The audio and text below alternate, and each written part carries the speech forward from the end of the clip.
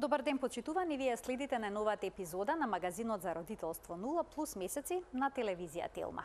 Едно од најголемите грижи на новопечените родители е дали нивното бебе ќе научи да спие добро и кога ќе завршат бесонните ноќи поради расплаканото бебе. Па постои ли начин бебето да научи самостојно да заспива и да ја преспива целата ноќ? Кои методи се најдобри за тоа? Дали се ефикасни кај бебињата така наречените тренинзи за спиење? На оваа тема денеска разговараме со Сања Ѓорѓева, сертифициран тренер за спиење на бебиња и деца до 6 години. Имаме интересен разговор, ќе можете и вие да поставите прашања, а сето тоа ќе следува веднаш по рекламите.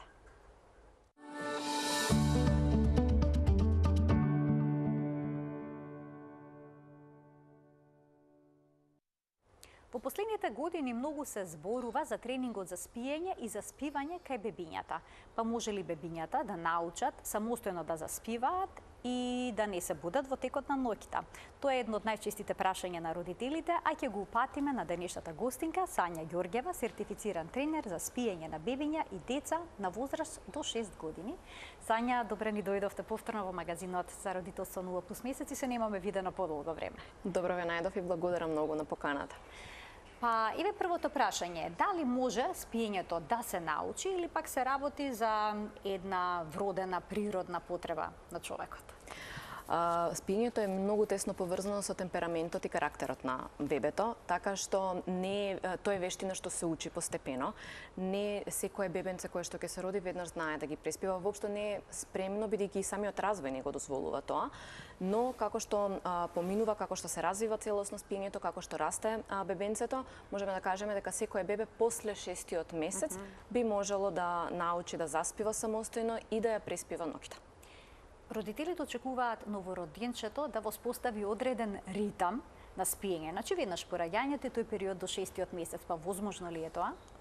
Кај новороденчињата имаме најголеми осцилации во однос на спиењето, како во дневното, така и во ноќното, бидејќи самото спиење не е целосно развиено. Прво, бебето кога се раѓа само со 25% развиен мозок, што значи дека не само спиењето, туку и многу други делови кај него не се целосно развиени. Спиењето, ноќното спиење почнува да се развива тек околу 4-тиот месец. Тоа значи дека до тогаш чести ноќни будења, чести дневни дремки се сосема нормални, бидејќи нели ние возрастните поминуваме низ циклуси на спиење, низ една REM фаза, друга REM фаза, длабоко спиење, лесен сон и така натаму. Кај новороденчињата на почетокот кога ќе се родат, тие влегуваат од фаза нели од будност, веднаш влегуваат во фаза на одредена поспаност, веднаш во длабока фаза и веднаш повторно во излегуваат од таа длабока фаза. Најчесто тука настанува тоа будење кое што отприлика измеѓу 30 и 50 минута од нивното заспивање. И затоа често се случува да имаат кратки дремки или па навечер да се будат толку често, бидејќи сонот не е целосно развиен кај нив. И па како изгледа ритамот на спиење и будност кај бебињата и да речеме во првата година од животот? Во првите неколку месеци, би рекла во првите 3 до 4 месеци, има многу голема разлика. Имаме бебиња кои што спијат само по 30 на минути, значи не можат да врзат дремка подолго од 30 минути и тоа се сосема во ред. Тоа многу често ги загрижува родителите, бидејќи сметаат дека има некој проблем ако нивното новороденче не може да одспие саат или 2 часа. Меѓутоа тоа е сосема нормално и е во ред и не треба да ги загрижува. Така дека новороденчињата гледаме да направиме ред во кој што се успиваат на секој саат, да не бидат подолго време од 1 час будни. Како што се доближуваат до 4-тиот месец, тој час го зголемуваме на 1,5 час и се обидуваме да ја зголемиме дремката, например, ако била 30 на минути, барем да се зголеми на саат време. Не е важно на кој начин ги успиваат, како ги успиваат, важно е само да поспие и да се задржи тој некој ритам успивање на саат до саат и пол. Веќе после 6-тиот месец, каде што дремките почнуваат да се развиваат целосно, тука е многу полесно да направиме конкретна рутина на спиење. Помеѓу 6 и 9 месеци најчесто имаат по 3 дремки. Првата и втората дремка се од прилика саат до саат и пол, значи во вкупно време траење од 2,5 до 3 часа. И трета кратка дремка 30 на минути која им помага да не бидат преморени до ноќното успивање. После 9-тиот месец веќе ја кратиме третата дремка, остануваат со 2 дремки. кои што две дремки зависи од детенцето, некогаш ги изфрлаат, едната дремка некогаш се изврла на 12 месеци, некогаш на 15, некогаш на 18 месеци. Тука многу зависи и од детенцето, но со две дремки гледаме барем до 15 месеци да ги истераме. Ке споменавте дневните дремки, како тие треба да изгледат, со каков ритам да бидат присутни кај бебето, но има некои деца кои што убаво длабоко ќе си одремат, ќе одспијат во текот на денот, а други пак многу кратко ќе одремат. Дури и да не сакаат дневна дремка, па пожелно ли е да спијат преку ден и покрај тоа што не сакаат? Зависи и зошто некои деца имаат добар сон преку ден, а други не можат тоа да го постигнат? Прво зависи од возраста. Ако се ако се новороденчиња, можеби нема да можеме да ја продолжиме. Што и ние да правиме, ќе се разбудат после 30 на минути и толку и не можеме ништо да направиме. После 4-тиот или 5-тиот месец потребно е секој родител да се потруди кратките дремки од 30 минути да проба да ги продолжи. Најчесто на 30 минути 40-45 се будат, бидејќи овде настанува преод од една во друга рем фаза на спиење. Бебенце кое што заспало со помош на мама или на тато во раце и сме го спуштиле во креветчето да спие, во тој преод тоа се милисекунди, буквално моменти во кои што бебето одлучува дали е сигурно за да продолжи во следниот циклус да спие или едноставно треба да се разбуди. Ако не ги осети мама и тато до нив или ако не е се уште во рацете на мама, голема веројатност дека ќе одлучи да се разбуди. Да, некога само што ќе го спуштат родителите во креветче или ќе се обиде да напуштат просторијата, веднаш се будат. Точно. И тоа е најчесто поради начинот на кој што заспиваат. Зборувам ако се во соодветна возраст после 5-тиот, 6-тиот месец. До 5-6 месец не можеме многу да влијаеме, меѓутоа се што е над 5-тиот месец, ако имаат кратки дремки, потребно е прво да се потрудат дремката да ја продолжат на тој начин што, например, ако го заспиеме бебето и знаеме дека се буди најчесто после 30 минути, после 20 минути мајката повторно да дојде до бебето и да остане до него, да го осети моментот кога ќе почне да се буди, ќе го почувствува дишењето или очињата ќе почнат да му мрдат, веднаш тогаш да изреагира повторно да го презаспие.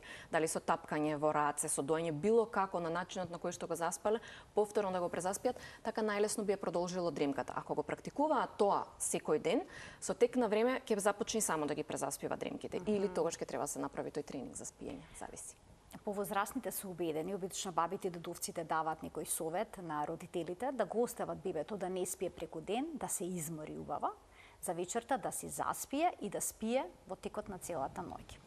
Да, и тоа е еден од најголемите непријатели на ноќното спиење и на честите будења, бидејќи кога бебето нема да спие преку ден и нема да си ги кога ќе биде долго време будно, почнува лачење на хормон кортизол. Кортизол зголемува ниво на шеќер, кај нив го зголемува стресот и многу е лошо ноќното спиење во тој случај. Значи, многу почесто ќе се будат. Кортизолот што ќе биде излачен не му дозволува на мелатонинот целосно да се излачи, а тоа пак не дозволува бебето да влезе целосно во длабока фаза во ноќното спиење и тоа е многу голема причина за чести ноќни будења. Така што бебе кое што не спие преку ден нема да спие ни навечер и обратно, бебе кое што не спие навечер нема да спие преку ден. Тоа е еден круг во кој што често се вртат родителите. Да. И многу е битно кога сакаме да го средиме, не може да го средиме ноќното спиење ако не се погрижиме дневното спиење да биде во ред и да ги имат дремките кои што се потребни. Многу често тоа е многу поврзано со карактерот на бебенцето.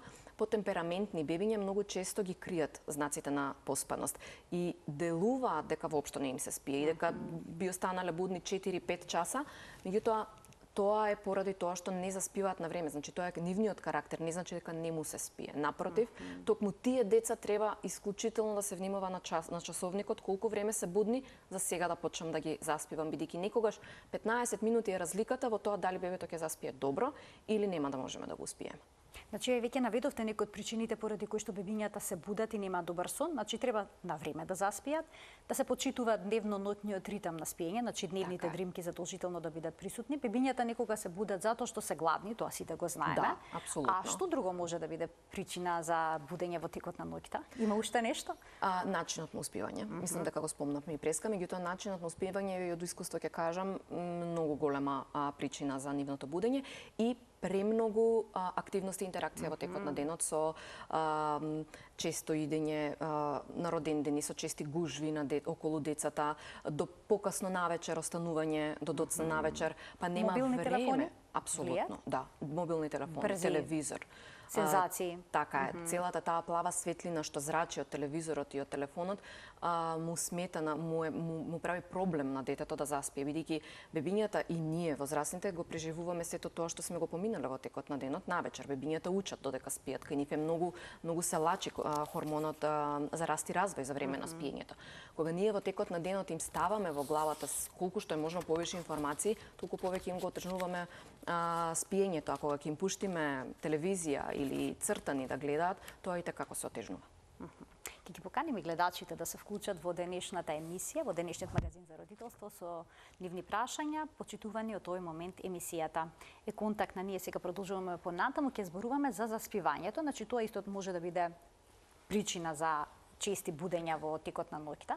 Многу родители, односно мајки, бебето го заспиваат цицајки на дојка. Дали е тоа пожелно? Пак тука ќе нагласам дека многу зависи од детето. Значи, не секое дете мора да го научиме да заспива самостојно. Ако видиме дека детето заспива со доење и при тоа навечер се буди на секој саат, 45 минути, 2 сати за да цица, тогаш најверојатно е тоа навика која што треба да поработиме, да ја отстраниме и да го научиме на заспивање самостојно или заспивање со некој друг начин во кој што не е поврзано доењето. Така што цицањето само во тој случај знае да биде проблем. Пример, многу родители сметаат дека ако го доиме дете, тоест мајките кои што го дојат детето, сметаат дека ако му дадат адаптирано млеко, повеќе ќе спие навечер. Да.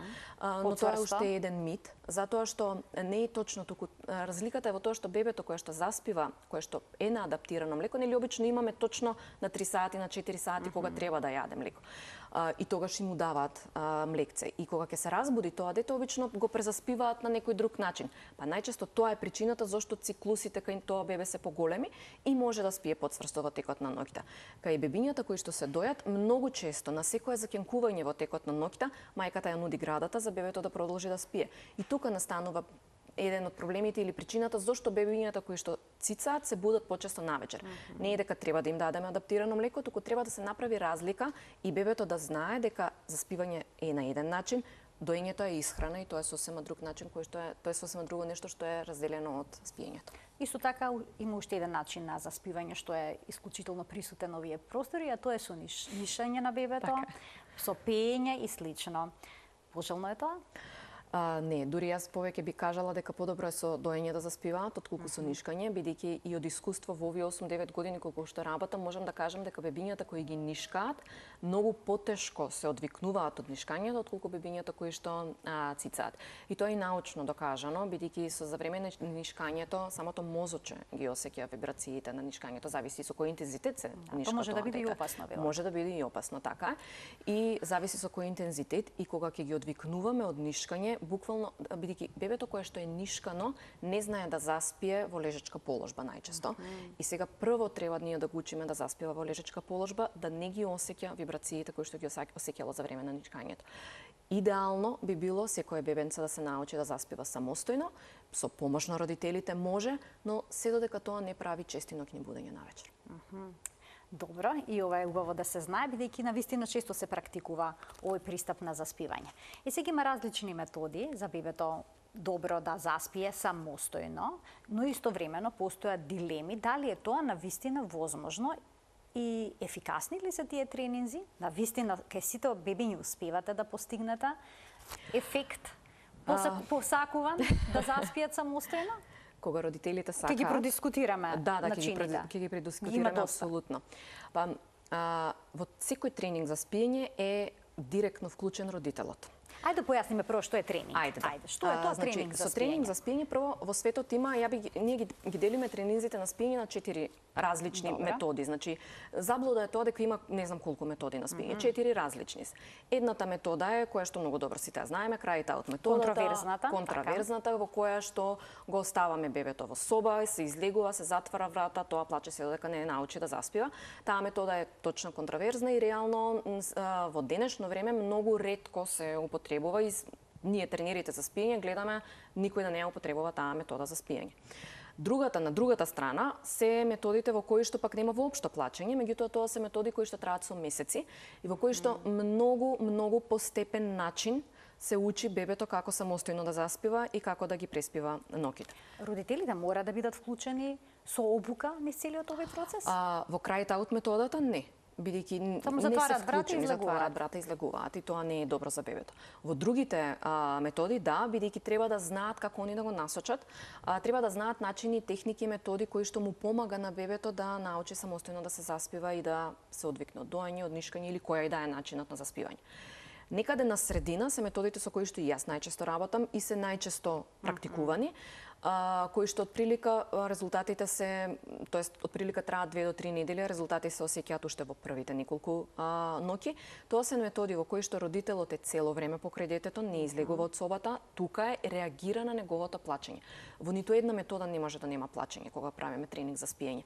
Но е многу важно родителот да го контролира плачењето, детето да знае дека родителот е тука и да најдеме метода, техника која што ќе му помогне на детето плачењето да биде колку што е можно минимално. Значи, за да се осети сигурно дека и да заспиам во рете. Ова е нешто ново што го правам, не знам што правам во моментов, не знам што прави мама во моментов, меѓутоа во рете, тука е мама е покрај мене, значи да направиме една сигурност кај него помеѓу бебето и родителите, за да може полесно да заспием, бидејќи плачењето ако преиде во фрустрирано плачење, во плачење неконтролирано плачење, многу ќе му биде тешко на бебето да се смири и да заспие. Бебињата најмногу учат нели кога се во посмирена атмосфера. Тоа го постигнуваме ние со тренинг за спиење кога е родителот вклучен директно цело време во тренингот. Обично кога ќе се спомене тренинг за спиење, веднаш помислуваат сите на крај-аут, затоа што значи метода во која што бебето треба да се исплаче и да заспие од истоштеност, може така да се каже, значи да плаче се додека самостојно не заспие. Некои родители велат дека на вистина го постигнале тоа што го сакале на таков начин. Психолозите велат дека е многу штетно родителот да не одговори на плачот на детето. Значи таа метода ќе ја ставиме на страна, велите дека не треба да се практикува. Од друга страна има две методи кои што се целосно спротивни на тоа. Веќе ги споменавте, едната е фейдинг, да, таа е тука некаде на средина. Time check-up, со накаде што родителот влегува од време на време, таа ја сместуваме кај крај-аут техниката. Аха. Да. Има една и подигни спушти. Да. Така, значи бебето да се подигне, да се спушти. И таа е некаде значи, на тука средина. Родителот реагира на плачот на детето, така? Меѓутоа е многу важно да се внимава со таа техника, бидејќи контраефект има кај многу темпераментни деца. Само да ни објасните како, значи родителот го зема во раце бебето, кога плаче, дозволено е да се подигне бебето? Да. Во сите техники кои што се, да кажам, на средината на таа линија е дозволено да се подигне бебето и да се смири. Во техниката подигни спушти, во првиот момент кога ќе почне бебето да плаче, родителот го крева во раце, го подсмирува, можеби нема да дојде скроз до ситуација кај што е целосно смирено, туку го подсмирува да се подсмири, кога ќе го осети дека се смирува, веднаш го враќа повторно во кревет. Значи не го држи во раце дека целосно не се смири и заспие, па го спушти, не. Во секоја техника, која и техника да се избере, крајната цел е бебето да заспие во креветчето, а не да заспие во раце. Колку време во раце може да држат? Има такви некои правила? Нема правило, родителот сам проценува по своето дете. Бидејќи кај некои деца, пример, оваа техника исто не влијае многу кај деца кои што се научени во раце да заспиат, бидејќи што се случува? Ќе ги спуштат во креветче, почнува да плаче, родителот отприлика се чека 2 до 3 минути, родителот го крева во раце, најчесто кога ќе го кренат во раце, во секунда заспива. Значи ништо друго не му треба, заспива во секунда, така да тогаш викаме детето го истренирал родителот. И кога ќе го спуштат во кревечето, пак ќе се разбуди, така? Па не, најчесто после го спуштаат веќе заспано, зашто ако го спуштат во кревече и ако веќе тука се разбуди при спуштањето и повторно се продолжи со тренингот, најчесто плачењето е многу пострашно и многу подолго трае. Обично ако такво нешто се случи за време на тренинг, јас ги советувам родителите да прекинат, да не прават ништо таа вечер, да се однесуваат исто како претходно, следната ноќ да сватат каде ја направиле грешката, што направиле за да дојдат до тоа да не заспие во раце. Бидејќи кога ќе се почне со тренинг, секоја метода е успешна ако се истрае до крај. Дури и крај-аут методата е успешна ако се истрае до крај, меѓутоа која метода да ја изберат родителите е важно да бидат сигурни дека ќе ја поминеме до крај. Бидејќи ако почнам со одредена метода почнеме тренинг и после 15 минути го земам бебето и го успевам на начин на кој што сум го успела претходно, јас го тренирам моето бебе да плаче. Тоа учи дека треба да плачам доволно долго, доволно силно за мама и тато да ме земат во раце и јас да си продолжам да спијам. Следната ноќ кога ќе се обидеме повторно да правиме тренинг, нели ќе се наоружаме со сила и сега одам до крај, не 15 минути, веројатно сати 15, 2 сати ќе плаче, бидејќи повторно ќе очекува дека после одредено време пак треба да ме земат мама и тато. И сега, вие таа метода што најчесто ја користите е метода за постепено успивање на бебето. Така. Како изгледа? Еве, опишете ни. Значи, и во таа метода. Не, таа е шафл. Ферберовата метода е ова Крајт-аут и на Марк Вајсбух методите кои што вие применувате? Шафл. Шафл, да, добро. се вика шафл или фейдинг. Тоа што го спомнавме, значи тука постојат повеќе во самата шафл метода, во самата фейдинг метода, постојат повеќе некои ситници кои што може да бидат различни од фамилија до фамилија, зависи нели од детенцето, но главната основа е на тоа што бебето е важно да биде спуштено во креветче, смирено, сталожено, без плачење, будно. Родителот останува покрај бебето и не реагира се додека бебето не почне да плаче. Значи, во моментот кога ќе почне да кенка, да плаче, тогаш почнува реакцијата на родителот. Родителот седи на столче? Да, таа е метода со стол? Точно, таа е методата со столот. Родителот седи на столче или може на креветот да седне. Важно да е во непосредна близина веднаш до детето, за да може веднаш да реагира и физички и психички и вербално. Така што како што ќе почне бебенцето да заспива, родителот реагира на него, може да го земе во раце, може да го смири, го тапка, го галка, шшка. Не е пожелно да се зборува, бидејќи зависи и од возраста, некогаш колку повеќе зборуваме, толку повеќе бебето го привлекува вниманието или плаче или ќе почне тоа да се смее и едноставно да комуницира со нас на било кој начин. Значи многу е важно да му се покаже на бебенцето дека сега е време за спиење. Си играме, се зезаме во текот на денот, сега е време за спиење, мама и тато се тука покрај тебе, но е важно да заспиеш. И остануваме покрај бебето се додека не заспие. Најчесто родителите мислат дека тоа ќе трае, не знам, саат, 2 сати.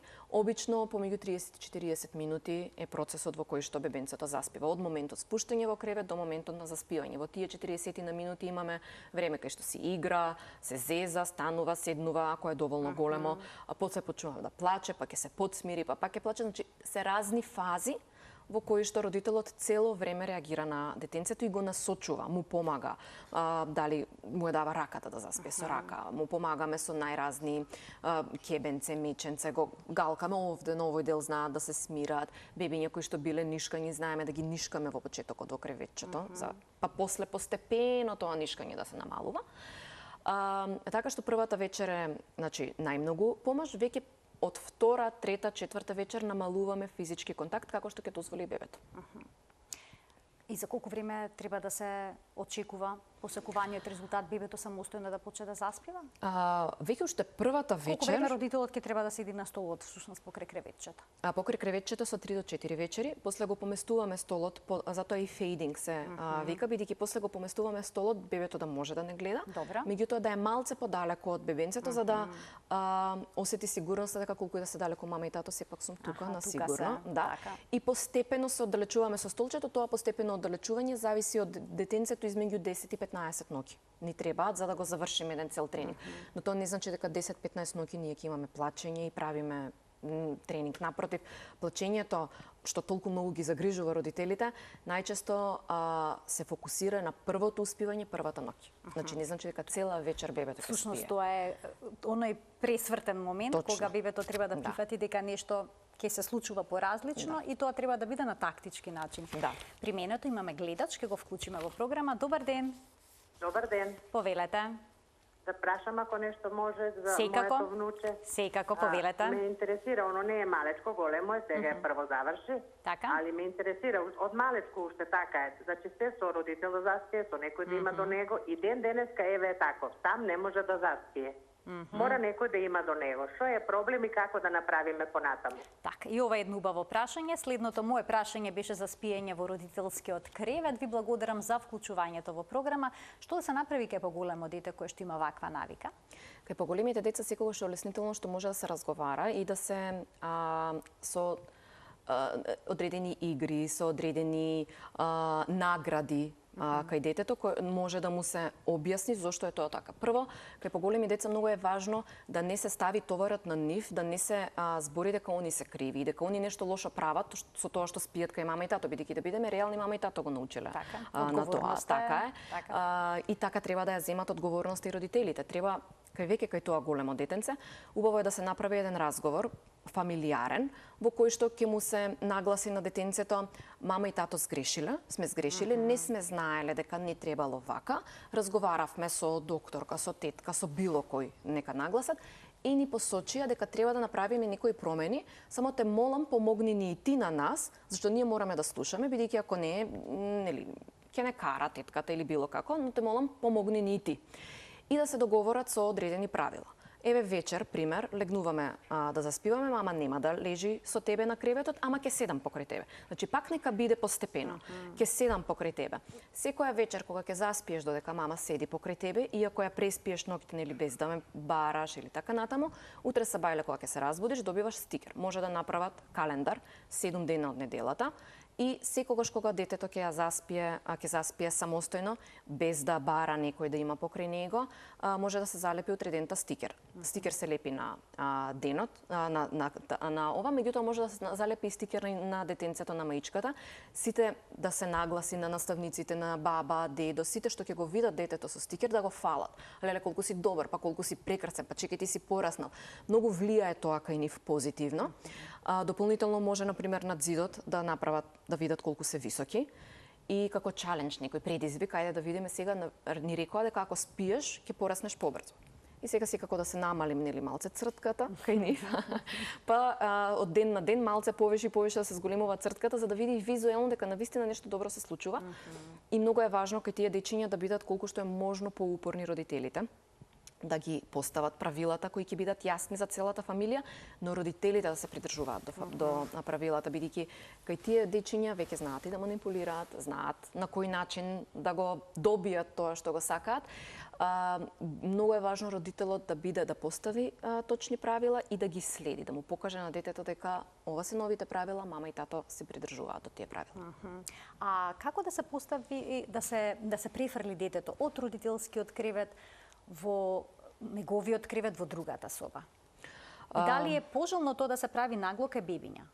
Ако кревечето се стави во другата соба, каде подобро биде кревечето, во спалната или пак во детската соба? Во првите неколку месеци, додека бебето и често цица навечер и се буди често, посебно во првите 3-4 месеци, нели, каде што и се уште не се превртува, е многу важно бебето да биде во креветче покрај родителите. Многу често мајките одлучуваат да спијат заедно и тоа е во ред, но се додека е тоа безбедно спиење. Да биде посебно заградена страната бебето каде што ќе спие, да не спие во средина помеѓу мама и тато, најчесто тоа се случува, туку да биде, например, помеѓу зидот или кревечето или ограда и еден од родителите, да спие на тврда подлога, да нема големи перници околу него.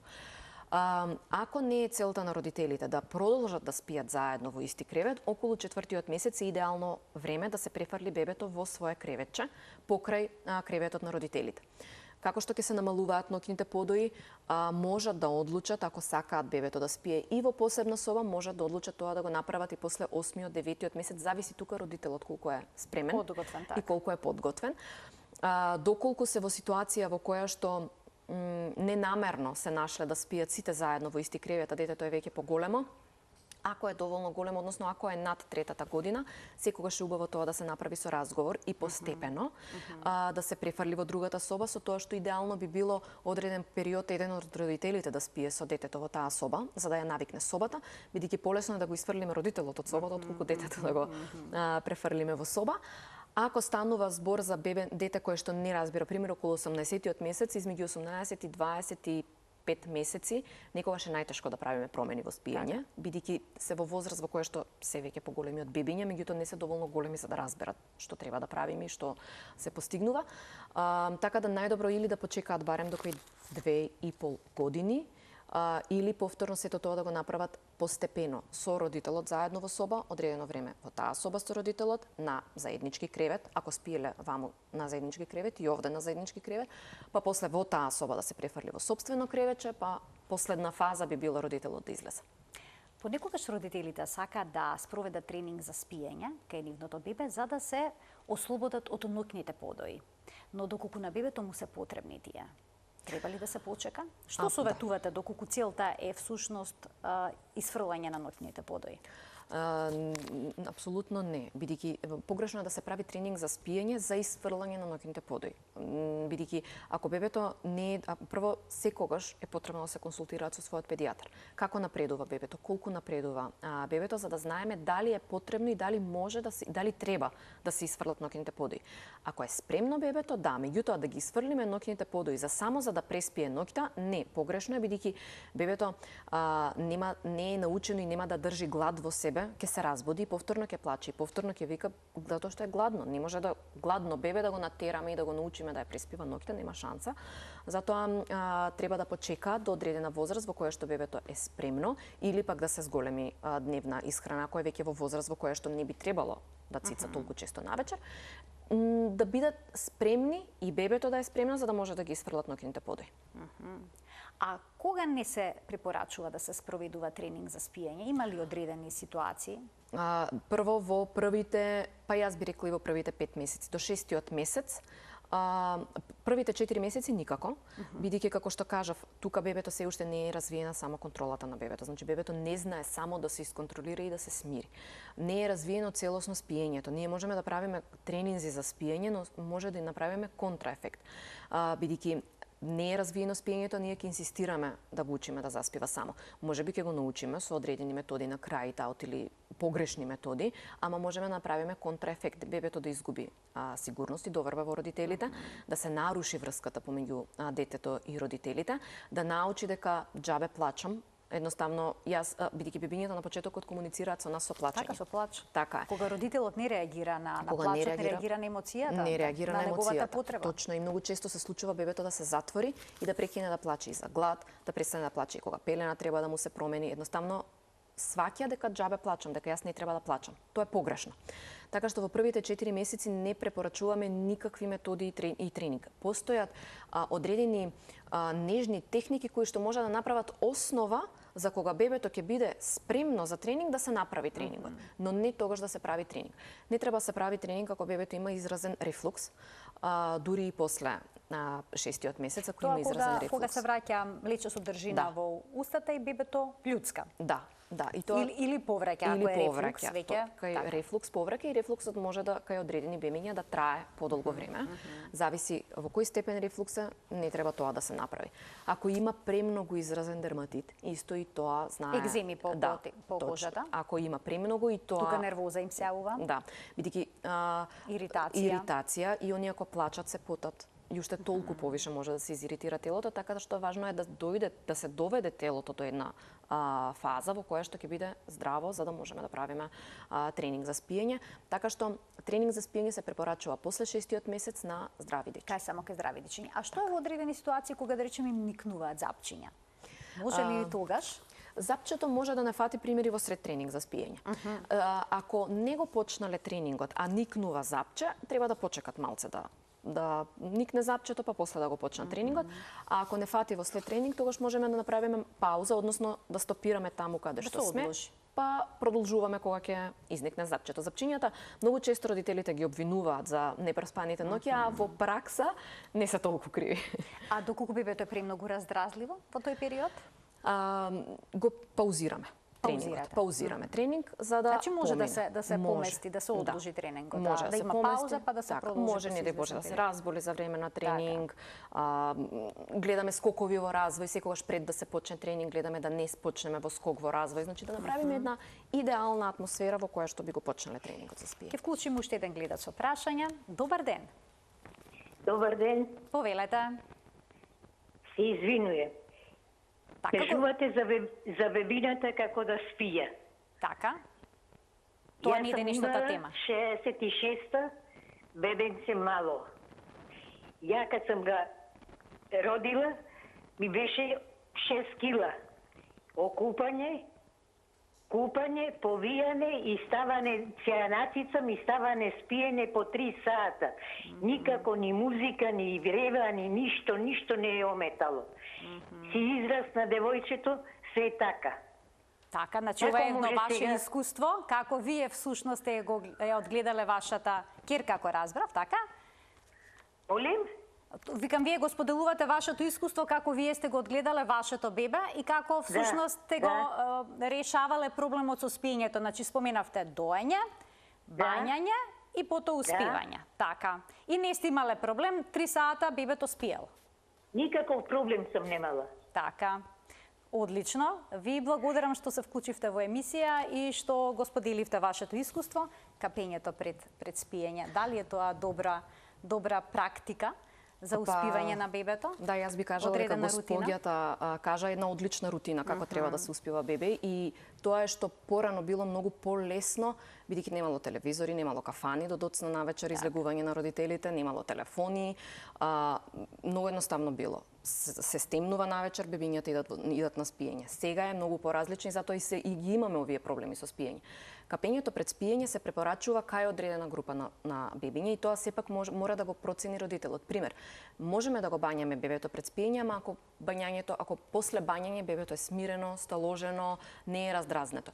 Одредени бебиња на самото бањање уживаат, но после бањањето, на облекувањето многу плачат, многу се нервозни, едноставно не го сакаат тој процес и се повознемирени. Ако го правиме тоа непосредно пред спиење, може да влијае на самиот процес на успивање, бидејќи почнува веќе лачење на хормонот на стрес. А целта е пред успивање бебето да биде рутината што ќе ја правиме пред успивање, да биде рутина што го смирува и сталожува нашето бебе.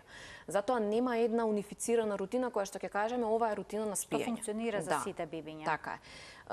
Многу често од искуство ќе кажам, многу често родителите го практикуваат бањањето пред спиење и тоа има како некоја олеснителна рутина пред заспивање, но кога ќе ги прашам како реагира вашето бањање после спиењето, дали сака да се облекува? Не, многу плаче, едва и го смируваме, многу е и после тешко го успивање.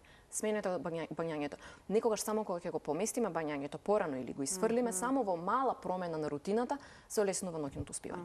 Значи треба да се процени ситуацијата и реакцијата на бебето во дадена возраст. Така. И сега како треба да биде растојанието помеѓу хранењето и заспивањето? И родители спроведуваат одредена техника за одреден тренинг за спиење кај нивното бебе. Кога треба да го нахранат? Непосредно пред спиењето, со тоа што, пример, ако е бебенце кое што заспива со доење, убаво би било да се надои во дневна, после 5 минути од доењето ни почнува рутината за спиење, која што е 10 на 15 минути. Значи рутината не треба да е некоја предолга. И еве на пример, рутина за спиење. Го доиме бебето во дневна, веќе предходно се задимени светлата, изгасен телевизор, се прави една приспивна атмосфера каде што му се покажува на бебенцето дека е сега време за спиење. Се дои во дневна, се повлекуваме после 5 минути во собата за спиење. Пред да се повлечеме во собата за спиење, секоја вечер може да се кажува една иста реченица. Добра ноќ, тато, идеме да спиеме, или добра ноќ, месечино, идеме да спиеме, ако не е едниот родител дома. Се повлекуваме во собата за спиење. Таа реченица му покажува на бебето дека сега е времето за спиење и многу му помага да се спреми за следниот чекор, бидејќи бебињата многу сакаат да го предвидат следниот чекор. Затоа се важни рутините пред спиење. Влегуваме во собата можеме да промениме пелена, ако да реагира бебето добро на промена на пелена. Додека му променуваме пелена, убаво е да се остварува ај контакт, значи контакт со очи, да му зборуваме нешто тивко. Тоа што го збориме секоја вечер треба да биде исто. Ја завршуваме реченицата секоја вечер на исти начин, го креваме, ајде сега нанкаме, гасиме светло и го спуштаме во кревече за спиење. Ајде уште еден гледач ќе вклучиме во програма. Добар ден. Ало. Повелете. Добар ден. Добар ден. Добар ден. Во емисија сум така. Да, ве слушаме одлично. Ви благодарам. Поздрав до докторката, до водителката. Ви благодарам. Јас сум баба. Само Така? едно прашање кратко.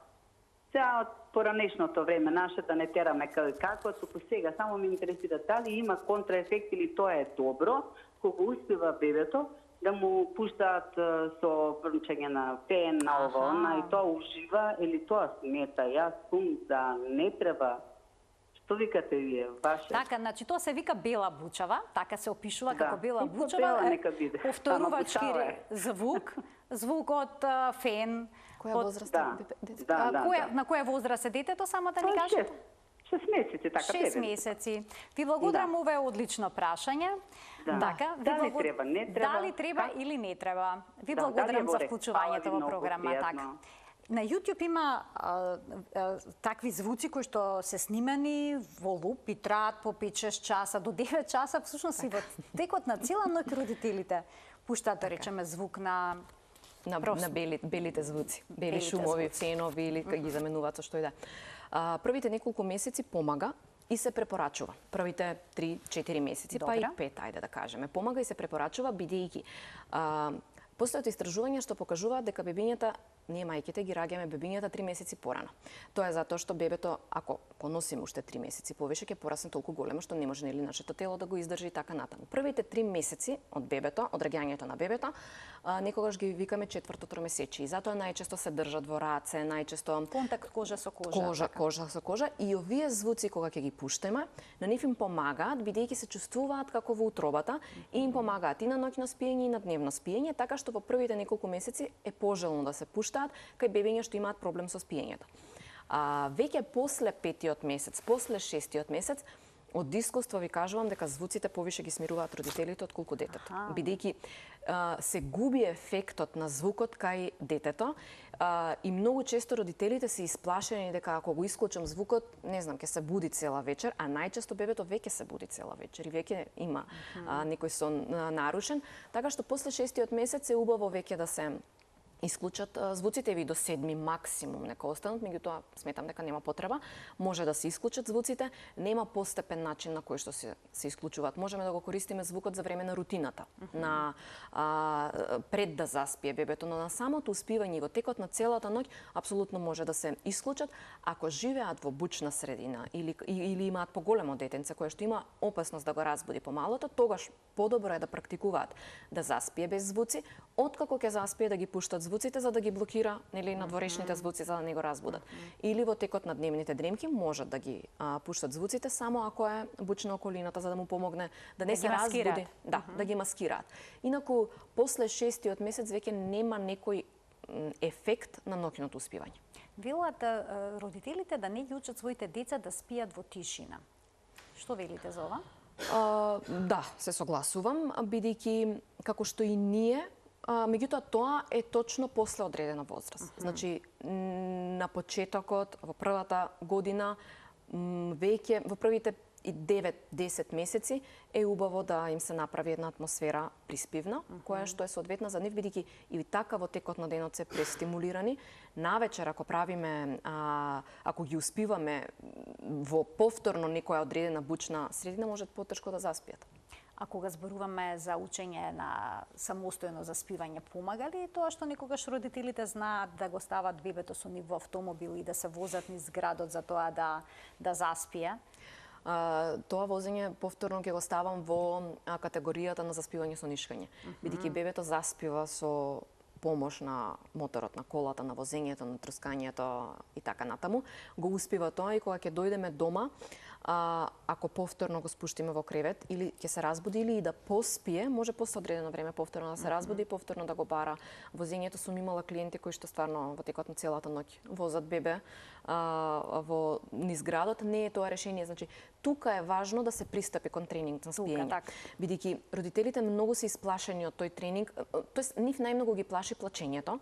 Јас можам да кажам дека плачењето е занемарливо во однос на тоа што они преживуваат, ниту ќе се направи некој штетен ефект од плачењето и многу често забораваме во денешно време дека постои позитивно плачење. Бидејќи ние денешно време некако сме исплашени од плачењето, не дозволуваме бебето да заплаче. Напротив, има позитивно плачење, бидејќи и бебето треба да научи кои емоции треба да ги контролира, како да ги контролира, дека тука сум на сигурно. Како на пример кога во првите неколку месеци бебињата пробува, нели, треба да ги ставаме на стомак, многу бебиња не го сакаат тоа и многу бебиња плачат. За жал, последните години приметувам се повеќе родители што не практикуваат ставање на стомак затоа што бебето плаче. Погрешно е да не го ставате на стомак, нема да се развие како што треба. Ќе плаче, но родителот да биде покрај него, да го насочува, да му помогне, па со играчка, едноставно да свати бебето дека ова е сигурно, тука сум, не е ништо страшно. Нешто ново е за мене, меѓутоа не е ништо страшно. Така, велате дека плачот ги развива белите дробови, дека плачковците всушност може да имат во животот подобро белодробно здравје, но од друга страна родителот и во овие тренинзи на спиење треба да интервенира, односно да биде присутен кога бебето плаче, тоа да не се плачот да не се занемарува и всушност вие тие техники кои што ги користите се темелат на тоа убедување. Има ли период од животот на бебето кога тренингот може да биде проблематичен? Да речеме, ако бебето е малку поголемо и веќе усвоило одредени навики за заспивање и спиење?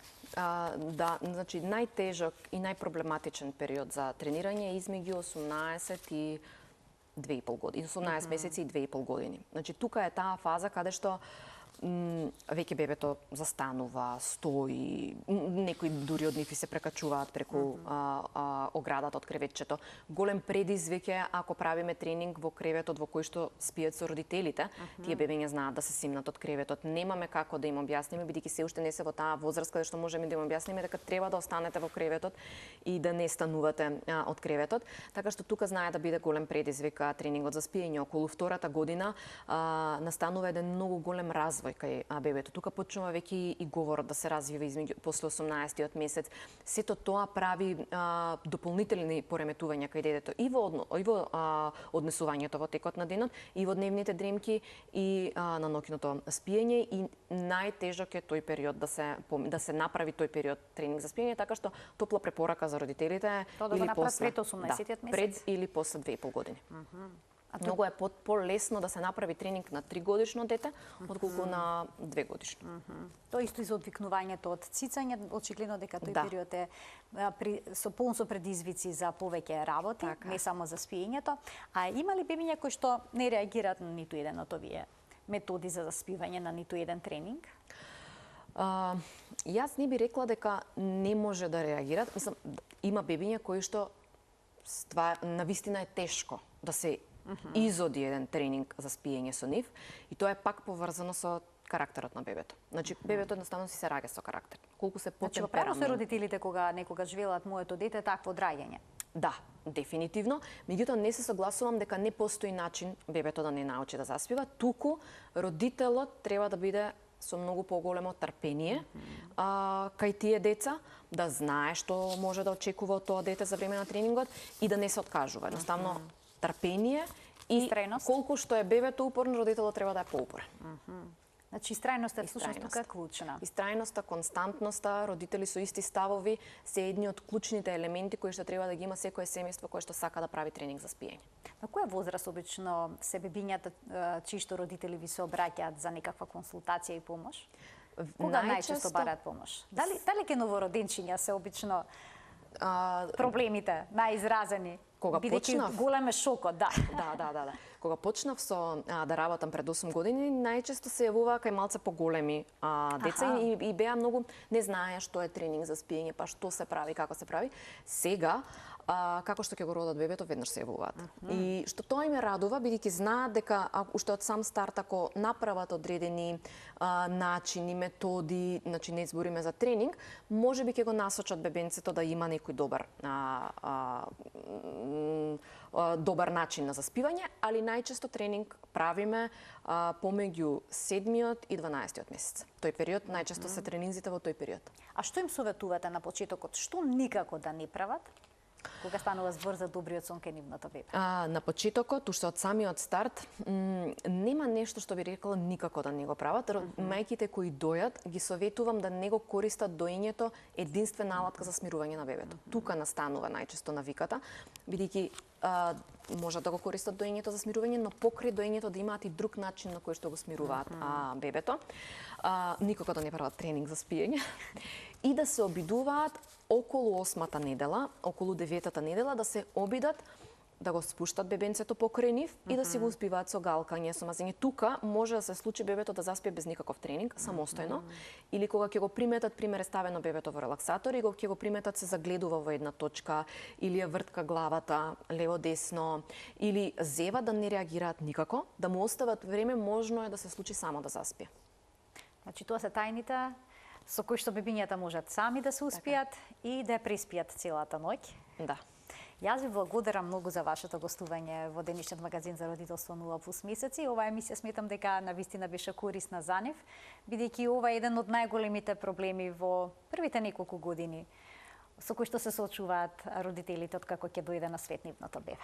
Така, ви благодарам многу на поканата и на интересните прашања. Дефинитивно ќе биде интересно за сите родители да ја преслушаат.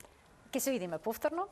На крајот од денешната емисија, само да ви посакам убав ден и да ви ја принесам уште наша информацијата дека наша гостинка денеска беше Сања Ѓорѓева, сертифициран тренер за спиење на бебиња и деца до 6 години во Доктор Гуднајт.